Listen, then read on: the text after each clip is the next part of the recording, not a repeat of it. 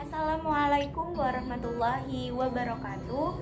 Saya Lailatul Fajri dengan nomor NIM 43040200116, Prodi Psikologi Islam 2020, Fakultas Dakwah, kelas 2D.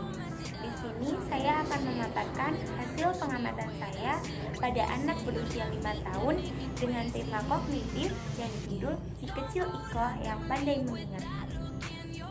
Iko adalah anak berusia 5 tahun yang memiliki rasa ingin tahu yang sangat tinggi dengan menanyakan hal apapun yang ada di sekitarnya dan hal apapun yang ia temuinya. Bahkan suatu waktu ia pernah menanyakan suatu hal yang mungkin agak aneh gitu ya untuk anak berusia 5 tahun menanyakan hal tersebut. Misalnya sih, di mana keberadaan Tuhan? Siapa orang tua dari Tuhan? Dan apa sih jenis kelamin dari Tuhan? Dan Iko juga memiliki satu kemampuan di bidang mengingat.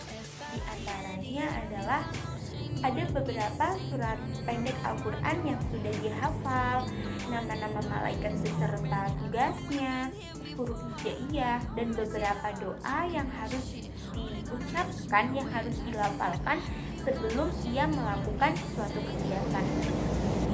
Nah, setelah ini saya akan memperlihatkan cuplikan wawancara saya dengan Assalamualaikum Bu Guru. Assalamualaikum teman-teman.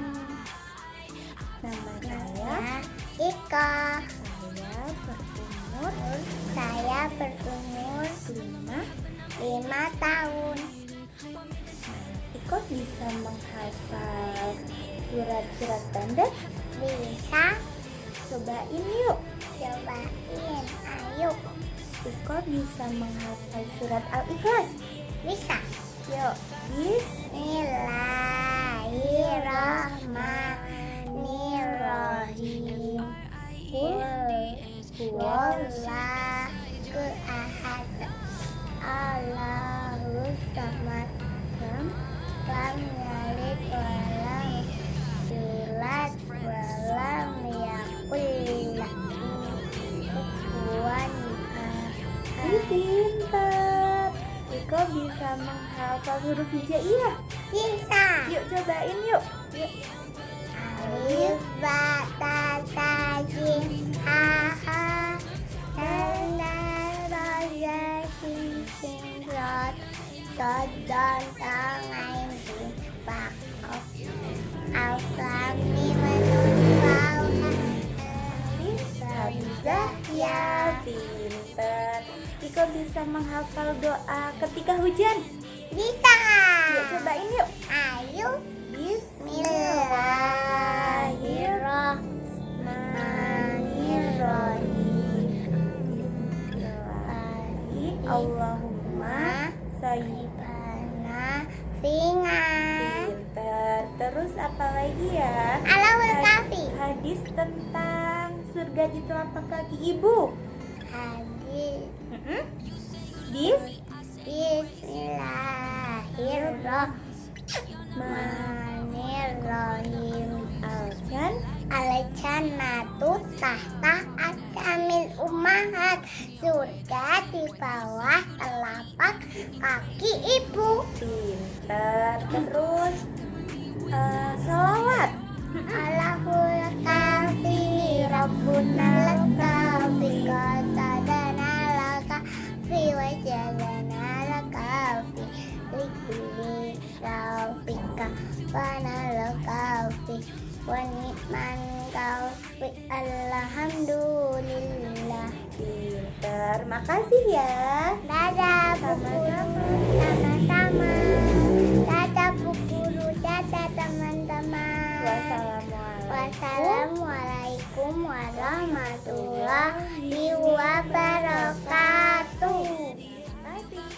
Itu adalah wawancara saya dengan Iko. Untuk selanjutnya pemaparan mengenai hasil pengamatan yang sudah saya lakukan. Pengamatan yang sudah saya lakukan itu menggunakan teori taksonomi Bloom, di mana teori tersebut dibagi menjadi 3 ranah kemampuan intelektual, yakni yang pertama adalah kognitif, kemudian yang kedua adalah afektif, dan yang ketiga adalah psikomotorik.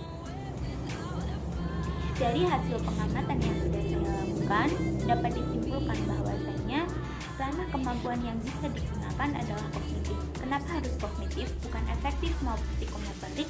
Karena di dalam ranah kemampuan kognitif itu berisi mengenai intelektual, seperti halnya pengetahuan dan kemampuan berpikir. Nah, dengan adanya kemampuan-kemampuan yang sudah dimiliki oleh si anak yang bernama Ikoh tersebut, itu bisa diarahkan atau bisa disalurkan pada bakat public speaking misalnya, karena dia mempunyai tingkat kepercayaan diri yang tinggi pula, serta pelafalan bahasa Indonesia yang semakin hari semakin baik, walaupun di lingkungan sekitarnya, di rumahnya itu menggunakan bahasa Jawa. Nah, hambatan-hambatannya, apa saja sih hambatan-hambatannya yang dia alami saat dia mulai pada usia pertumbuhannya? Contoh hambatannya adalah kayak bullying. Kenapa bullying? Karena dia adalah anak perempuan satu-satunya di lingkungan dia. Dia juga anak perempuan satu-satunya di kelompok bermainnya. Jadi kayak perbedaan antara jenis kelamin itu kelihatan kadang kayak yang cowok tuh, apa sih, kita mainnya mau yang cowok aja, kamu nggak usah gitu. Kadang ada perbedaan yang kayak gitu, yang kadang muncul bullying, sedikit bullying, misal udah kamu pergi aja, kamu gini. Kadang juga pakai kekerasan ataupun hal yang lainnya. Nah, ini PR buat saya sendiri, buat orang tua dari anak-anak di lingkungan saya, agar mengedukasi kepada anak-anak kecil bahwasanya kalau kita nggak mau bermain sama dia, sebaiknya bilangnya yang baik, jangan memakai hal-hal yang kasar ataupun hal yang lain, agar tidak menyinggung dari salah satu anak tersebut. Nah, saya pernah menanyakan apa sih hambatan yang dialami oleh orang tua tersebut. Nah, katanya hambatan yang dialami dari orang tua itu seperti halnya kewalahan atau keteteran buat nemenin masa bermainnya gitu, karena dia adalah anak yang aktif, dia anak yang nggak bisa diem, dia anak yang kesana kesini gitu. Jadi dari orang tua kayak keteteran buat selalu mengawasin bermainnya juga. Dan kadang juga pertanyaan-pertanyaan yang di luar nalar yang ditanyakan oleh orang tersebut. Dalam pandangan Islam, ingatan juga sudah dijelaskan dalam Al-Quran pada Quran Surat Yasin ayat 67 yang berbunyi, A'udzu billahi minasyaitonir rajim. Bismillahirrahmanirrahim. Walau nasya'u lamasakhnahum ala makanatihim famastata'u mudiyau wa la yarji'un. Yang artinya, dan jikalau kami menghendaki, pastilah kami ubah mereka di tempat mereka berada, maka mereka tidak sanggup berjalan lagi dan tidak pula sanggup kembali. Quran Surat Yasin ayat 67. Dari ayat di atas sudah dijelaskan bahwasanya semua informasi itu akan tersimpan dalam ingatan, dan beberapa ahli juga sudah mengatakan bahwasanya sistem kerja ingatan kita itu seperti halnya mesin ataupun penerjemah instan. Hal yang menakjubkan adalah sel pada ingatan kita itu tidak mati, juga tidak akan membelah. Jika sel itu membelah ataupun jika sel itu mati, maka seluruh pengalaman dalam kehidupan manusia itu akan terhapus. Nah, pada dasarnya ingatan adalah bentuk dari tanda-tanda kekuasaan, bentuk dari tanda-tanda kebesaran Allah Subhanahu wa Ta'ala kepada kita. Nah, itu mungkin cukup sekian yang bisa saya sampaikan pada kesempatan kali ini.